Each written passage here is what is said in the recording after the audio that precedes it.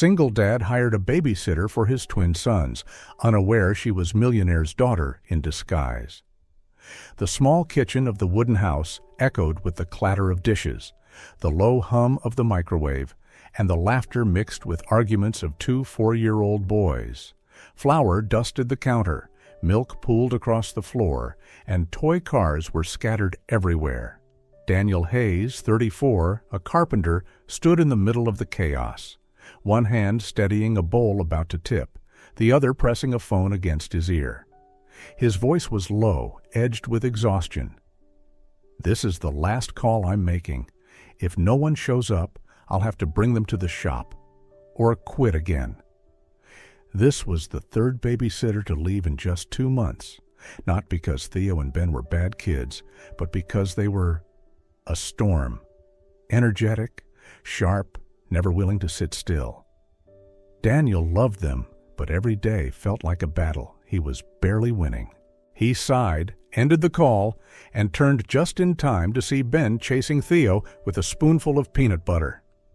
"Enough, you two," he muttered, trying to sound firm. "Just one dinner without a food fight." The doorbell rang. Daniel froze. He wasn't expecting much, probably another tired middle-aged sitter already regretting saying yes. But the figure waiting on the porch was nothing like that.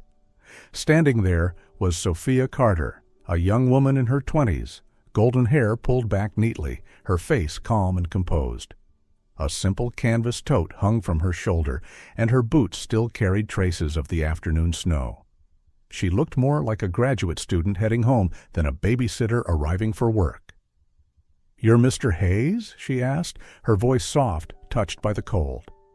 Daniel nodded, skepticism plain on his face.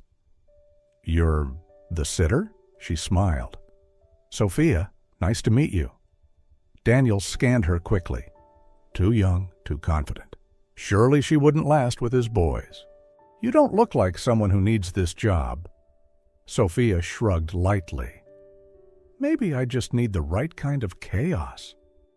Before he could respond, footsteps thundered behind him. Theo peeked out, eyes wide. "Are you here to play superheroes with us?" Sophia dropped to her knees, eyes sparkling. "Only if I get to be the Red Spider-Man." Ben followed, clutching a half-full cup of milk. He stumbled, and milk splashed across Sophia's boots.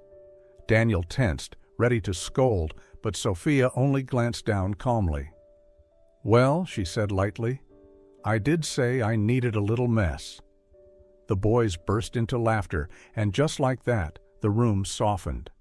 Sophia pulled tissues from her bag, dabbed at her boots, and smiled as if this happened every day. Daniel stood watching, struck.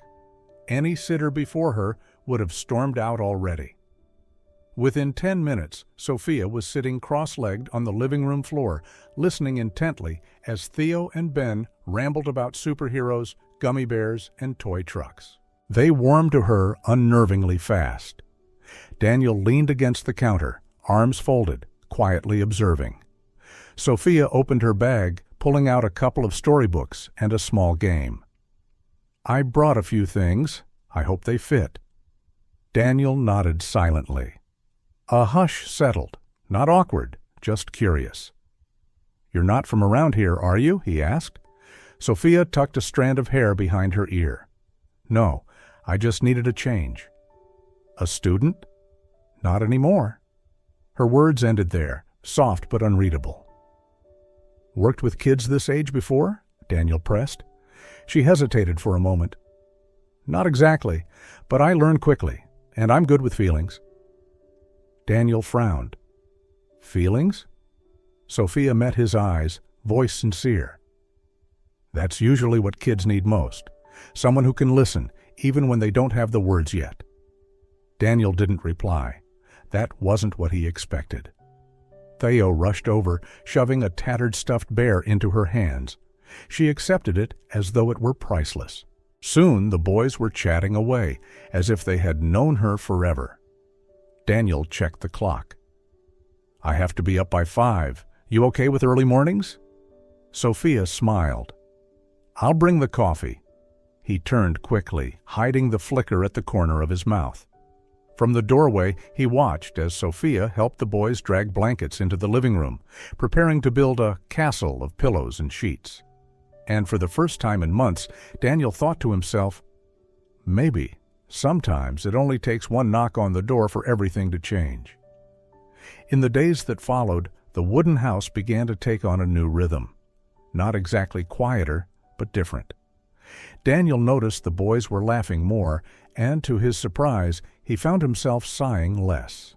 Sophia slipped seamlessly into life with Theo and Ben. In the mornings, she prepared simple breakfasts while listening to the boys debate which superhero was strongest. By midday, she was on the floor with them, helping build elaborate blanket forts as if they were serious architectural projects. At night, she told stories, sometimes from books, but often from her own imagination. Tales of a dragon who baked bread, or a tin soldier whose smile could sing.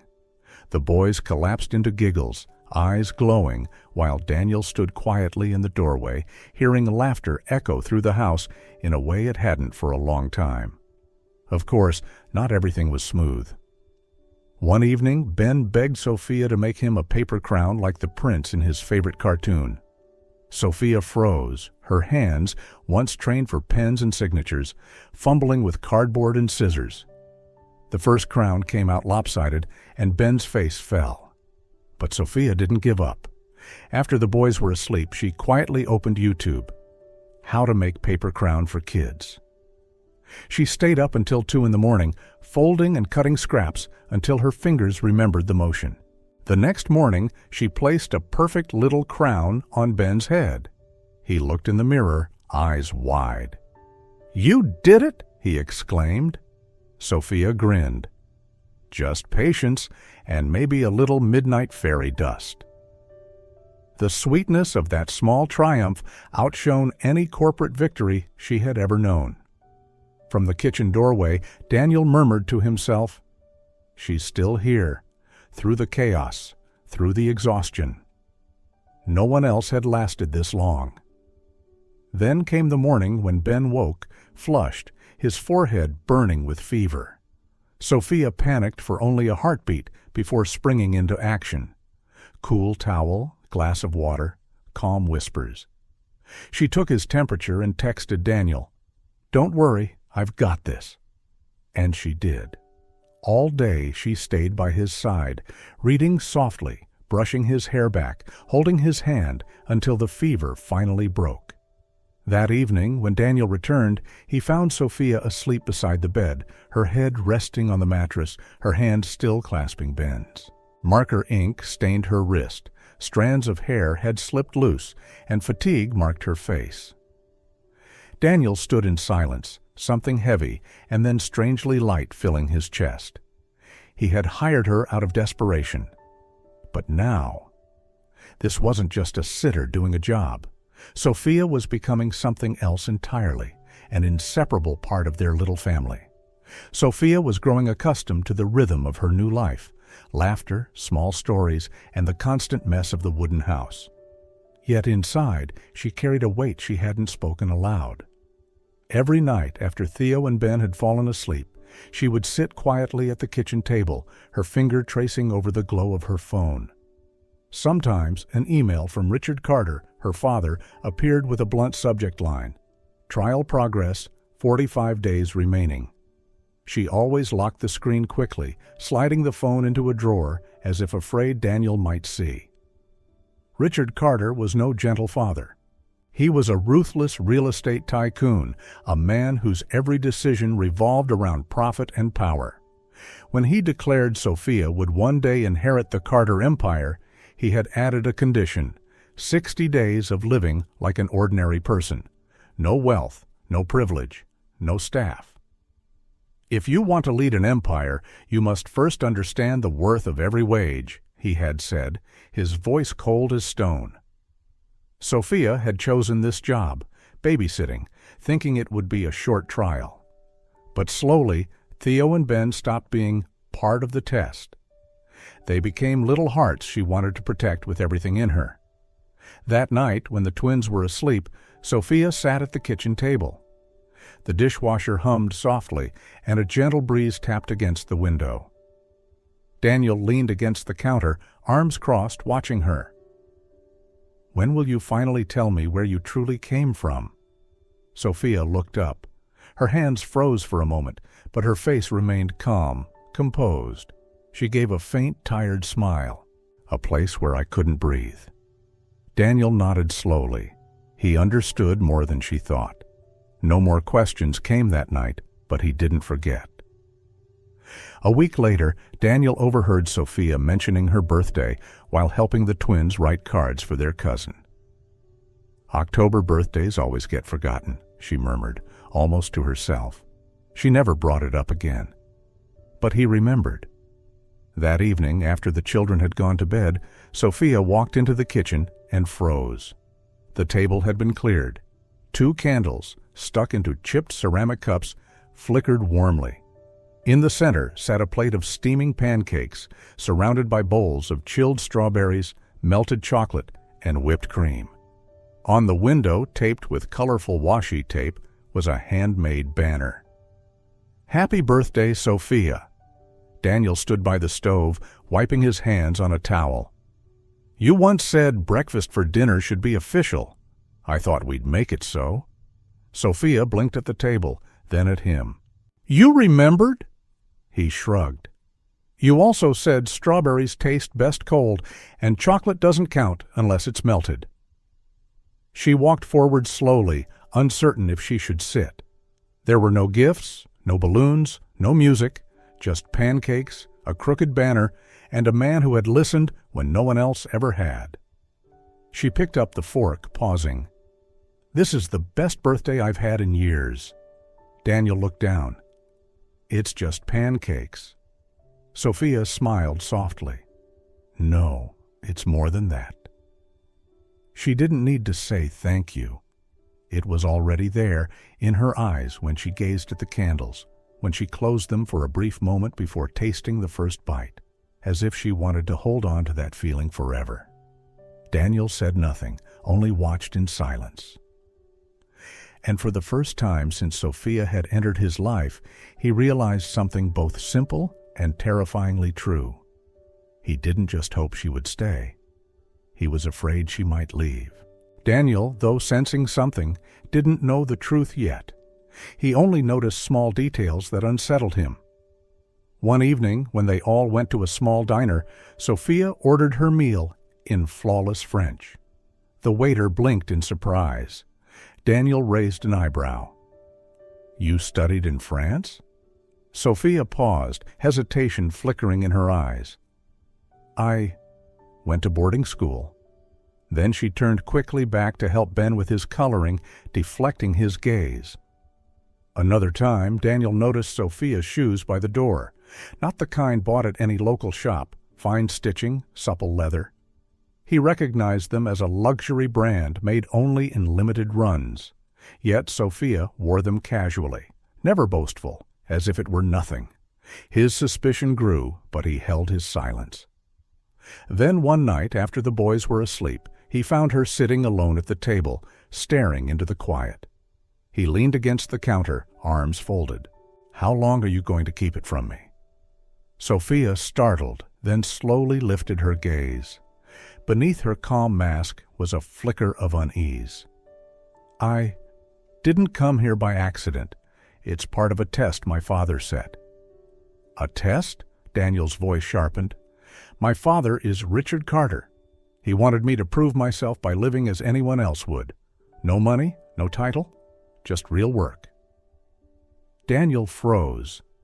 In his mind, the scattered pieces, the expensive shoes, the confidence, the poise, suddenly fit together.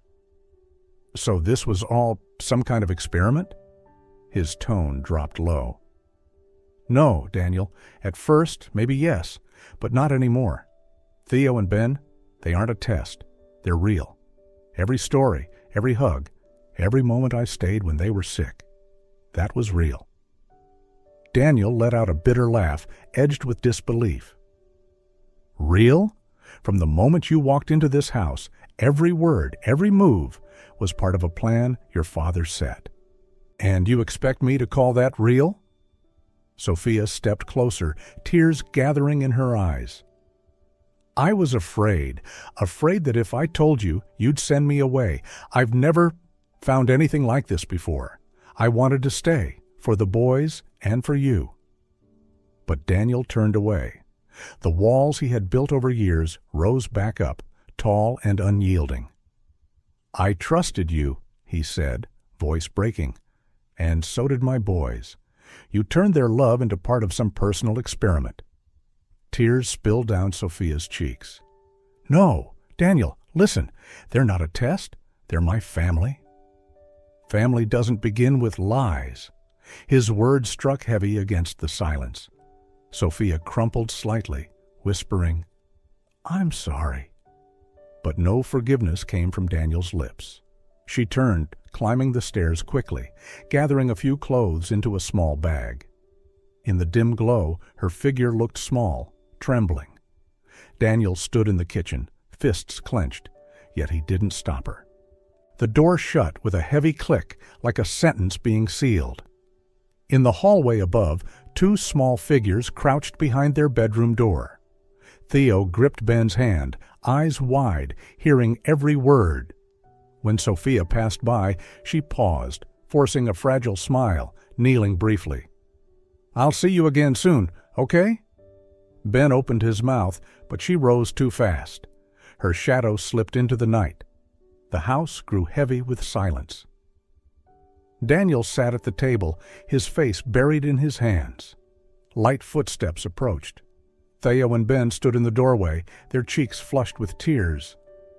She wasn't pretending, Theo said, his voice trembling. Daniel looked up, startled. She told stories when she was tired. She made a crown for me. She baked cookies when you forgot. Ben's tears rolled freely. She's our real Sophia. The boys rushed into his arms, sobbing. Daniel held them tightly, but inside his chest, an emptiness spread wide. He realized he hadn't just broken Sophia. He had broken two innocent hearts, and maybe, just maybe, he was the one who had failed the test. 3 days passed after Sophia left, and the wooden house sank into an unbearable quiet. Daniel tried to fill the gap. Extra bedtime stories, pancakes for dinner, even letting Theo and Ben jump on the sofa once. But the laughter felt thin, fading too quickly. Without Sophia, the house had lost its heartbeat. One afternoon, Daniel walked into the living room and found his sons unusually focused at the table. Theo chewed his pencil, brows furrowed, while Ben struggled to fold a wrinkled sheet of paper. "What are you two up to?" Daniel asked. Theo looked up, eyes determined. "Dad, we're writing a letter." "A letter to who?" "To Mr. Carter, so he'll know who Sophia really is." Daniel froze, watching as their small, shaky handwriting filled the page. "Dear Mr. Carter, we don't know anything about business, but Sophia made us breakfast, read us stories, and held our hands when we were scared. She wasn't pretending. She is our family." The letter was folded carefully, slipped into an envelope scrawled with uneven letters. "To Mr. Richard Carter." Quietly, Daniel took them to the post office.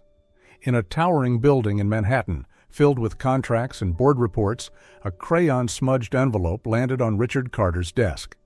His secretary almost set it aside, but the words "very important" written in purple ink placed it in front of him. Richard was used to skimming papers, his eyes hardened from decades of deals.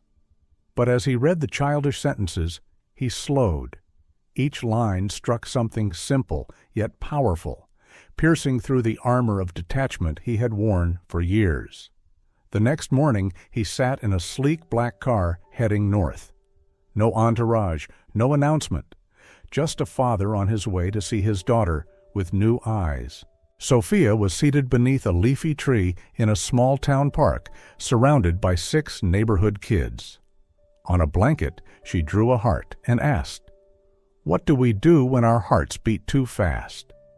"We breathe," one child answered. Like a dragon. Another puffed out his cheeks. Sophia laughed, the sound pure and light. From a distance, Richard stood still. He had never seen his daughter this way, not as the heir, not as a piece on the corporate board, but as a young woman, patient and full of care. By chance, Daniel's truck slowed as he passed the park. He almost kept driving, but then he caught a glimpse of golden hair drifting in the breeze. His hands tightened on the wheel. He stopped, stepping out quietly, afraid the moment might vanish if he blinked. There was Sophia, seated in the grass, surrounded by children, her voice gentle, her laughter unguarded. For the first time, Daniel truly saw her, not as the woman who had lied, not as part of some test, but as herself. Every smile, every touch, every ounce of patience. It was real. One morning, while tidying her small rented apartment, Sophia discovered something at the bottom of her canvas tote. A familiar little object. Theo's worn stuffed bear. In her rush to pack and leave that night, she hadn't noticed the boys had slipped it into her bag. It was their quiet way of holding on to her, of making sure she couldn't walk away completely. Sophia sat still for a long time, cradling the bear in her hands. The stitches were frayed, one ear hung crooked, but to Theo it was a treasure. She remembered the way he had given it to her once, eyes full of trust, pure and unguarded. She could have mailed it back. But she knew this wasn't just a toy, it was a tether, a message from the boys whispering, "You belong here." And because of that, Sophia decided to return it in person. That afternoon, she stood on the porch of the wooden house, the bear pressed to her chest. Her heartbeat thundered, a mix of fear and hope. When the door opened, Daniel stood there, surprise flickering in his eyes, as if he had been waiting all along. She held out the toy. Theo left this behind. Their fingers brushed as he took it. Silence stretched between them. Sophia turned to leave, but Daniel's voice stopped her. "I saw you at the park." She froze. "You didn't go there to explain yourself to me?" She shook her head softly. "No, I just couldn't keep something that mattered to him." Daniel looked down at the toy in his hand, then back up. His gaze had softened. "You stayed when Ben was sick. You braided hair, told stories, made them laugh. That wasn't part of the test, was it?" Sophia shook her head, her eyes steady. "No, that was the part I chose. I chose to love them." In that moment, no more words were needed. Something shifted between them, still cautious, but no longer closed off. Over the next days, Sophia found her way back into the house, at first just to return a book, then to stay for tea, and eventually to share dinner. Laughter returned to the living room, gentler now, deeper. There were no grand apologies, no dramatic promises, just shared meals, glances that lingered a second longer, and the slow mending of what had been broken. One evening, the four of them sat around the table, warm light spilling over familiar faces. Ben yawned, collapsing against Sophia's shoulder. Theo, coloring busily, suddenly looked up. "Dad, can we keep Sophia forever?" Daniel froze for a heartbeat, then turned to her. Her cheeks flushed, but in her eyes was something else. Hope. He didn't answer right away. He only smiled and placed his hand on the table, where Sophia's fingers gently found his. For the first time, Daniel felt his house wasn't just full. It was whole. On Sunday morning, the kitchen filled with the scent of butter and vanilla. Daniel stood at the stove, flipping pancakes, his movements clumsy but careful. Beside him, Theo and Ben wore aprons that nearly swept the floor, carefully arranging strawberries and sprinkling chocolate chips onto plates. "Dad, are the words clear yet?" Theo asked, tiptoeing to see. Daniel smiled, drizzling syrup over the warm pancakes. Wobbly letters slowly appeared. "Will you stay forever?" Ben giggled. "When Sophia sees this, she's going to cry." Theo whispered, "Happy tears, not sad ones. The three of them lifted the tray and walked carefully to the porch. Sophia sat on the wooden swing, wrapped in Daniel's old flannel shirt, her hair loosely tied in a braid. When she saw them, she laughed, her eyes lighting up. Daniel set the tray in front of her. Sophia bent down to read the syrup letters. Her lips trembled and tears spilled down her cheeks. She covered her mouth, nodding again and again. "Yes, yes, I will, forever." The boys squealed, throwing their arms around her, but Daniel wasn't finished. He leaned close and whispered, "Let's go somewhere. The boys and I have something for you." That afternoon, they carried a basket of pancakes, fruit, and a blanket to a meadow at the edge of the woods. The air smelled of summer grass, and wildflowers swayed like tiny lanterns in the breeze. The boys darted through the field, giggling as they picked handfuls of blossoms, rushing back to place crooked little bouquets in Sophia's lap. She laughed, tucking one behind her ear, the golden sunlight wrapping around her hair. Daniel sat back for a moment, simply watching, his heart caught between awe and fear, because he knew he didn't want to lose this. Daniel spread the blanket, set down the basket, and the four of them sat, eating and watching the sky stretch endlessly. Sophia lay back, listening to the boys' laughter echo across the meadow. The golden light wrapped around her hair, and Daniel couldn't look away. When Theo and Ben wandered off chasing butterflies, Daniel turned to her, taking her hand. He pulled a small velvet box from his pocket. Inside lay a simple silver ring, catching the glow of the late afternoon sun. Sophia's breath caught. Daniel's voice was steady, rich with truth. "Sophia, you brought laughter back into this house. You gave me hope I thought I had lost. I can't promise perfection, but I promise to stand with you and with these boys to build something real. Will you stay, not just today, but forever?" Tears streamed down her cheeks. She covered her mouth, nodding. "Yes, yes, I'll stay. Forever." At that moment, the boys came running back, gasping at the sight of the ring. "She said yes, didn't she?" they shouted. Sophia pulled them into her arms, laughing through her tears. Daniel slipped the ring onto her finger, his hands trembling but firm. They sat together in the meadow under the sinking sun. No grand chapel, no lavish vows. Just open sky, green grass, wildflowers, and four hearts choosing each other. Sophia leaned her head against Daniel's shoulder and whispered, "I failed my father's test, but I found what I truly needed. Not a company, a family." Daniel squeezed her hand gently. "I think you passed the test that mattered most." The light faded, but within them a new beginning burned bright. The wedding day arrived on a gentle summer afternoon. The backyard was dressed in strings of golden lights, jars of wildflowers and wooden chairs borrowed from neighbors. There were no glittering gowns or orchestras, but everything glowed with warmth and sincerity. Sophia stepped out in a soft cream dress, her hair loose, her bare feet brushing the grass. Daniel wore a simple white shirt, but joy blazed in his eyes. Theo and Ben, self-declared groomsmen and ring-bearers, darted between the rows of chairs, making guests laugh. What took Sophia by surprise was the arrival of Richard Carter. He came late, dressed in a dark suit, his steps measured.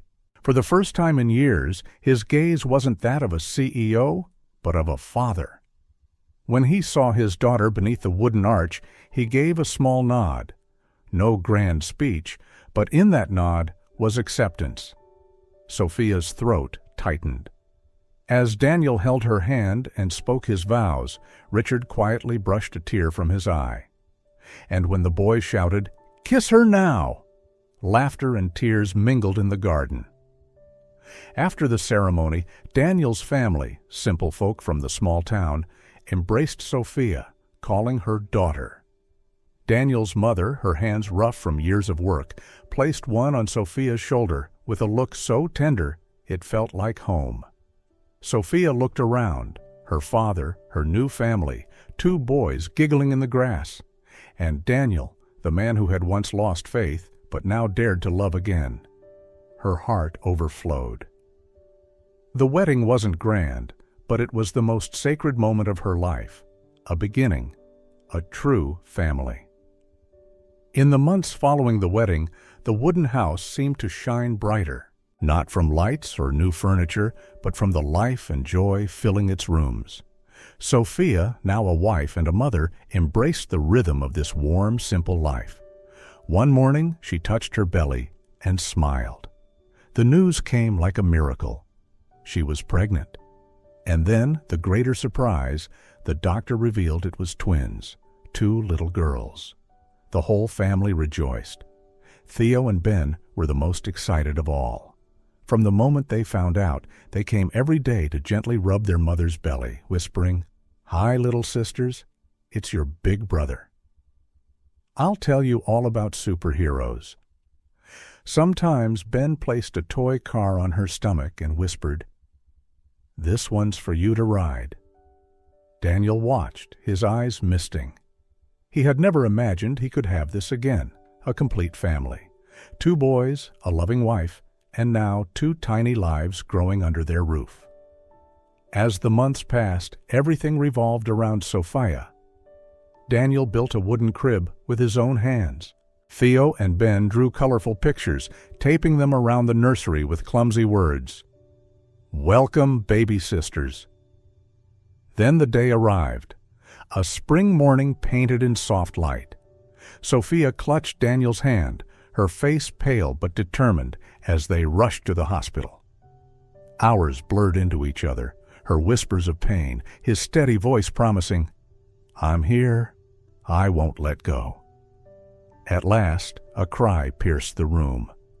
A baby girl. Daniel's eyes filled instantly, his hand shaking as he kissed Sophia's forehead. And then, before he could even breathe, a second cry followed, stronger, louder. Another baby girl. 2 miracles born within minutes, filling the air with the sound of life. Tears streamed down Daniel's face as he saw them. Sophia, exhausted but smiling, cradled both babies. "Our girls," she whispered. That afternoon, Theo and Ben were brought in. Their eyes went wide. "Real sisters!" Theo shouted. Ben reached out, his small hand trembling as it touched his sister's tiny fingers. "Hi there," he whispered. "I love you already." From that day, the wooden house was never quiet again. Baby cries mingled with the boys' laughter, Sophia's lullabies, and the familiar sound of Daniel's tools in the workshop as he crafted toys for his children. Mornings bustled with life, Daniel brewing coffee, Sophia cradling one baby, while Theo and Ben argued over who got to hold the bottle for the other.